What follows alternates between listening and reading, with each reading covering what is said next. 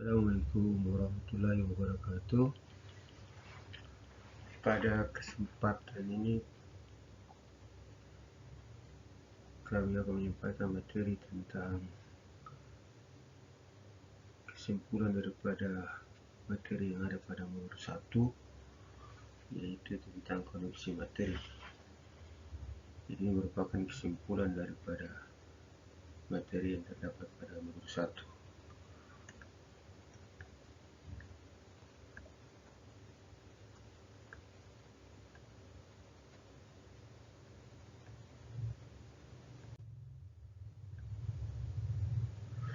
Pada modul 1.3 ini itu berisinya tentang nilai dan peran guru penggerak, yang di dalamnya juga terdapat materi tentang analisis masalah dengan pendekatan bagja dan atap. Tetapi sebelumnya kita masuk pada pertanyaan yang pertama,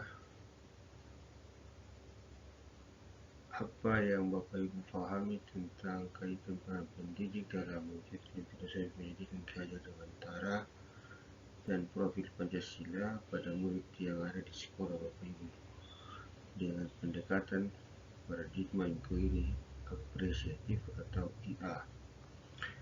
Dalam pertanyaan ini dibagi menjadi dua. Satu, kajiannya kaitan dengan peran pendidik dalam mewujudkan filosofi pendidik Ki Hajar Dewantara dan profil Pancasila, dan yang kedua itu adalah peran pendidik dalam mewujudkan filosofi pendidikan Ki Hajar Dewantara dan profil Pancasila dengan pendekatan paradigma inquiry apresiatif atau disebut dengan IA yang ada di sekolah kami.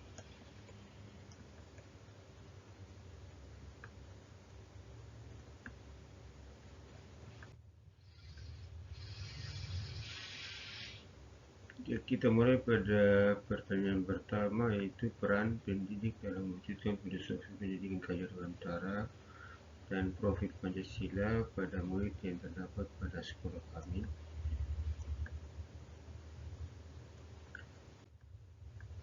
Kemudian pertanyaan yang kedua itu peran pendidik dalam mewujudkan filosofi pendidikan Ki Hajar Dewantara dan profil pelajar Pancasila dengan pendekatan paradigma inquiry apresiatif pada sekolah kami. Ya, kita masuk pada pertanyaan pertama, itu peran pendidik dalam mewujudkan filosofi pendidikan Ki Hajar Dewantara dan profil pelajar Pancasila pada sekolah kami. Seorang pendidik itu memiliki 4 kompetensi, sehingga kompetensi-kompetensi yang melekat pada dirinya, maka seorang pendidik tersebut diberikan sebutan guru profesional. 4 kompetensi itu adalah kompetensi yang pertama, itu kompetensi profesional, yaitu menyangkut dengan intelektualitas daripada guru itu sendiri.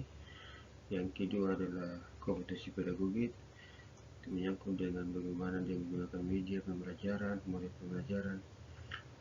Dan yang ketiga itu adalah kompetensi kepribadian, yaitu bagaimana seorang guru pendidik memberikan contoh yang baik kepada siswanya. Dan yang keempat itu adalah kompetensi sosial, yaitu seorang guru bagaimana dia melakukan hubungan sosial dengan mengikuti berbagai macam kegiatan sosial dan organisasi profesi. Sedangkan filosofi pendidikan menurut Ki Hajar Dewantara memiliki 3 unsur penting yang kita kenal. Yang pertama adalah Ingmarsa Sontoloyo, Ingmadia Mungkarso, dan Tuturi Handayani.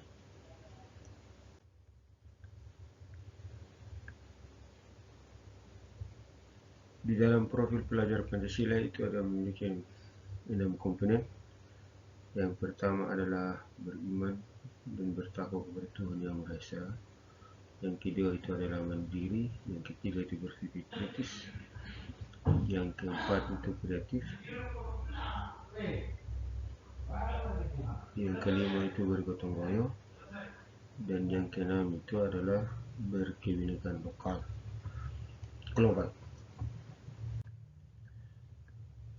Yang dimaksud dengan profil pelajar Pancasila adalah profil pelajar Pancasila ini dicetuskan sebagai pedoman untuk pendidikan Indonesia, tidak hanya untuk kebijakan pendidikan di tingkat nasional saja, akan tetapi diharapkan menjadi pegangan untuk para pendidik dalam membangun karakter anak di ruang belajar yang lebih kecil. Pelajar Pancasila di sini berarti pelajar yang sepanjang hayat yang kompeten dan memiliki karakter sesuai dengan nilai-nilai Pancasila. Pelajar yang memiliki profil ini adalah pelajar yang terbangun utuh dari keenam dimensi pembentukannya. Dimensi ini adalah satu, beriman dan bertakwa kepada Tuhan Yang Maha Esa dengan memiliki 5 elemen penting, yaitu satu, akhlak beragama, akhlak pribadi, akhlak kepada manusia, yang keempat akhlak kepada alam, dan yang kelima akhlak bernegara.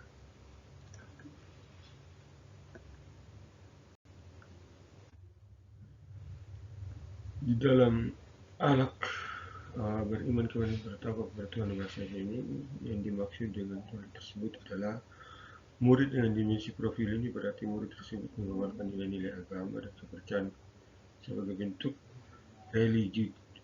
religiusitas, percaya dan menghayati keberadaan Tuhan serta memperdalam ajaran agama yang tercermin dalam perilaku sehari-hari sebagai bentuk penerapan pemahaman ajaran agamanya.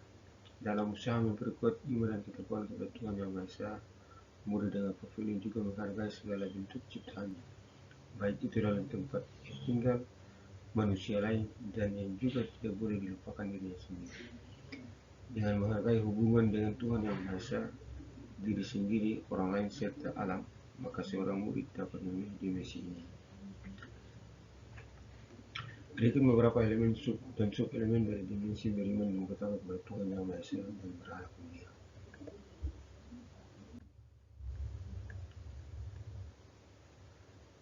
Kemudian yang kedua itu adalah dimensi kebinekaan global. Dengan memiliki elemen kunci ada 3. Yang pertama adalah mengenal dan menghargai budaya. Yang kedua, kemampuan komunikasi interkultural dalam berinteraksi dengan sesama. Dan yang ketiga itu adalah refleksi dan tanggung jawab terhadap pengalaman kebinekaan. Maksudnya bahwa murid dengan dimensi profil ini merupakan seorang murid yang berbudaya, memiliki identitas diri yang matang dan mampu menunjukkan dirinya sebagai representasi budaya luhur bangsa, serta terbuka terhadap keberagaman budaya daerah, nasional, dan global. Hal ini dapat diwujudkan dengan kemampuan berinteraksi secara positif antar sesama, memiliki kemampuan komunikasi interkultural, serta mampu memaknai pengalaman di lingkungan majemuk sebagai kesempatan pengembangan dirinya.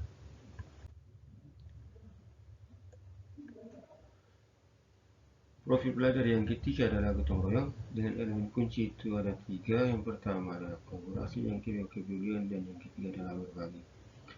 Seorang murid yang memiliki dimensi gotong royong berarti murid tersebut umumnya berkolaborasi dengan orang lain dan secara proaktif mengupayakan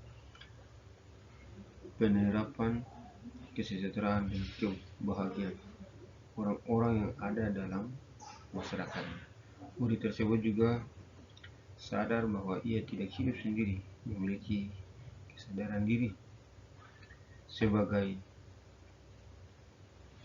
bagian dari kelompok, sehingga perlu adanya usaha dari dirinya untuk membantu pencapaian kebahagiaan kelompoknya.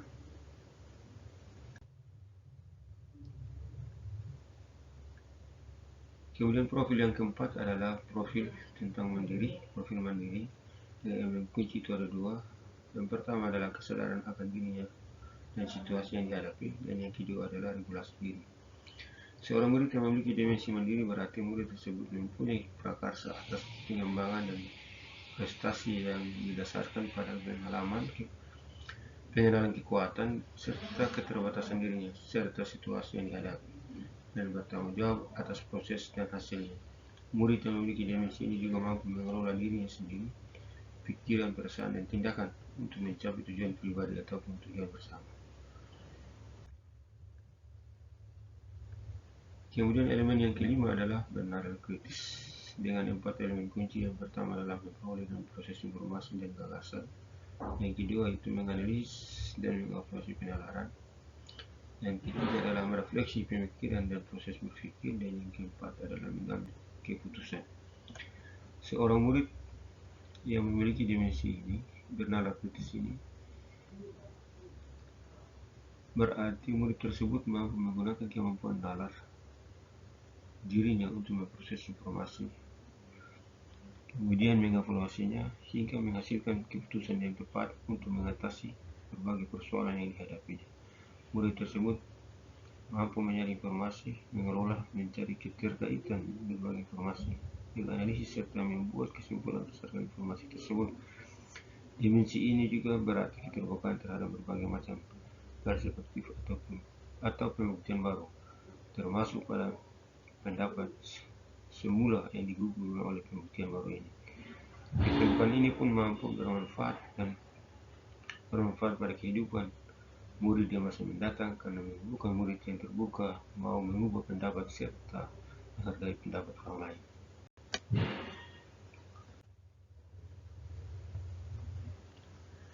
Kemudian yang keenam sebagai dimensi yang terakhir adalah kreatif. Dalam kreatif ini ada 2 elemen kunci. Yang pertama itu menghasilkan gagasan yang orisinal, yang kedua menghasilkan karya dan tindakan yang orisinal. Seorang murid yang memiliki dimensi kreatif berarti mampu memodifikasi dan menghasilkan sesuatu yang orisinal, bermakna, bermanfaat, dan berdampak untuk mengatasi berbagai persoalan, baik untuk dirinya sendiri ataupun untuk lingkungan di sekitarnya. Kemudian kita masuk pada pertanyaan yang kedua, peran pendidik dalam mendidik filosofi pendidikan kehadiran dan profil pelajar Pancasila pada murid berdasarkan paradigma inquiry objektif atau IA di sekolah kami.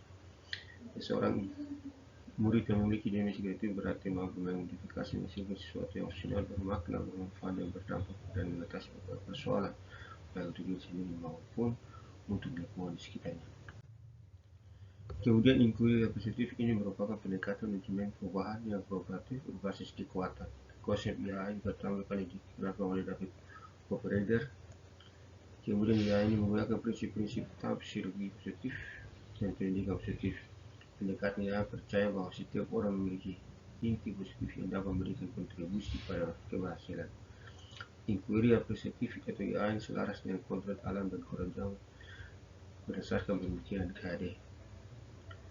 Kemudian inquiry positif ini akan membebaskan potensi inovatif dan kreativitas yang dimiliki oleh setiap anak sehingga dapat tumbuh dan berkembang sesuai dengan kodratnya sendiri. Ya, untuk memberikan penjelasan yang lebih detail, kami memberikan satu contoh tentang visi perubahan, yaitu terwujudnya peserta didik yang kompeten di bidang kemaritiman. Kemudian prakarsa perubahan, terciptanya peserta didik yang kompeten profesional pada kompetensi kemaritiman. Ini sebuah gagasan atau visi kami dalam prakarsa perubahan yang masuk dalam bagaimana memecahkan semua masalah dengan pendekatan atau paradigma inquiry objektif dengan pendekatan Bagja. Yang pertama adalah bagaimana kita membuat atau kita meditasi awal atau kekuatan, kemudian tantangan. Yang ketiga kemudian aksi, dan yang keempat itu adalah pembelajaran atau disebut dengan atap. Kemudian dari atap ini kita akan menyusun Bagja. Bagja yang pertama adalah buat pertanyaan.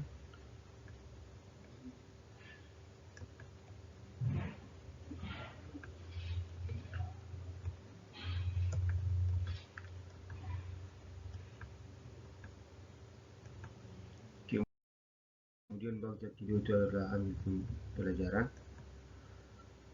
yang tersusun dari beberapa pertanyaan, kemudian tindakan pendidikan yang dilakukan.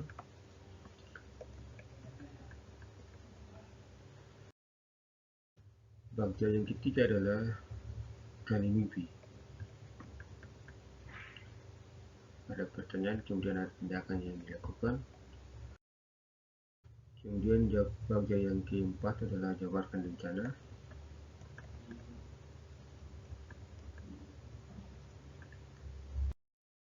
Dan yang terakhir adalah bagaimana mengatur eksekusi daripada visi atau prakarsa perubahan yang telah direncanakan.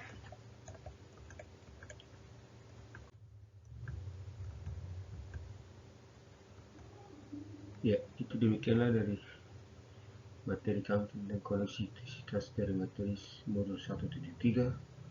Semoga bermanfaat. Salam semangat dan bahagia. Terima kasih.